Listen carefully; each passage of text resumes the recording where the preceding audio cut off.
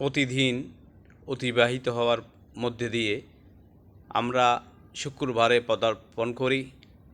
আমরা সকলে সুন্দর সুন্দর জামা পরে আমরা মসজিদে যাই, বয়ান শুনি ইমাম সাহেবের। কিন্তু এরপরেই আমাদের যার যার অবস্থানে আমরা চলে যাই। সুদীরা সুদীর বাজারে চলে যায়, জেনাখোররা জেনার বাজারে চলে যায়, গীবতকারীরা গীবতের বাজারে চলে যায়। ইমাম সাহেব এক সপ্তাহ রিসার্চ করে কোরআন হাদিস আমাদেরকে শোনায়।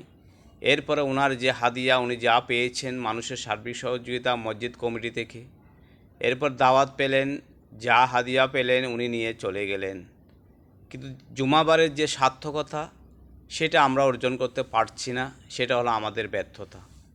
আমরা পুকুরে, নবীজি বলেছেন তোমাদের পাশে একটা পুকুরে যদি তোমরা 5 বার গোসল করো দৈনিক, তাহলে তোমরা পরিচ্ছন্নতা হবে। এটা নবীজি নামাজকে নিয়ে আমাদেরকে বোঝাচ্ছেন যে আমরা যদি 5 ওয়াক্ত নামাজ পড়ি আমরা কী হব, পরিশুদ্ধ হব। আমাদের বুঝিয়ে দিলেন নবীজি, কিন্তু আমরা বাস্তবে আমরা মসজিদে গেলাম, কিন্তু আমাদের মধ্যে কোনো পরিবর্তন হলো না। শুক্রবার আসলো, আমরা শুক্রবারে গেলাম, উদযাপন করলাম, কিন্তু আমাদের মধ্যে যারা অপরাধী, অপরাধ জগতে আমরা রয়ে গেছি। তাহলে শুক্রবারের সার্থকতা কোথায়?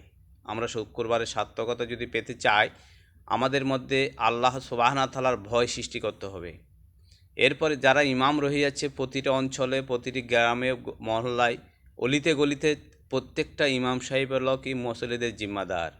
তারা হক কথা বলতে হবে, সত্যের কথা বলতে হবে, মানুষের মধ্যে যার যে ভুল ত্রুটি সেটা ধরিয়ে দিতে হবে, মুসল্লিদের মধ্যে যার যে সমস্যা সেটি তুলে ধরতে হবে। তাহলেই হবে সমাধান, তাহলে শুক্রবারের সার্থকতা। তাই প্রিয় ইসলাম ভাইরা, আসুন আর আমরা উদযাপন নয়, আমরা শুক্রবারের যে সার্থকতা সেটা যেন অর্জন করতে পারি। আল্লাহ সুবহানাহু ওয়া তাআলা আমাদের সহায় হন।